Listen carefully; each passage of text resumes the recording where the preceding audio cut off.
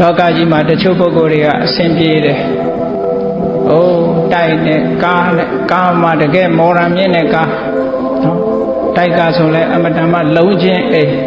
သိန်း1000လောက်တန်တဲ့အိမ်ကြီးပေါ့အခုဆိုရင်မကတော့ဘူးတဲ့သိန်း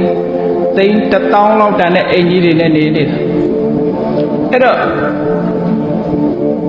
ကိုယ်ပိုင်ဥစ္စာတွေရှိကြဘယ်ကကုမ္ပဏီကြီးရှိတဲ့ဝင်ငွေကတစ်လဘယ်လောက်ရှိတယ်ကားကြီးကဘာကားကြီးစီးတဲ့နဲ့ဟုတ်ကလားချမ်းသာတဲ့ပုဂ္ဂိုလ်တွေစရင်တွက်ထားလိုက်မယ်ဆိုရင်နဲတာမဟုတ်ဓာတုပိုင်တယ်လို့ထင်တာပေါ့မြတ်စွာဘုရားကတော့ဓမ္မအမြင်နဲ့ကြည့်ရင်လောကကြီးအတ္တကိုကိုယ်ပိုင်ဥစ္စာဆိုတာမရှိပါဟောဓမ္မအမြင်နဲ့ကြည့်ကိုယ်ပိုင်တာဆိုမရှိဘူးတဲ့ပိုင်ဆိုင်တာဆိုတာ nothing of own ကိုယ်ပိုင်တာတစ်ခုမှမရှိဘူးဘာဖြစ်လို့မရှိသဗ္ဗပါယဂမနိယံသဗ္ဗံရှိသမျှပစ္စည်းဥစ္စာကို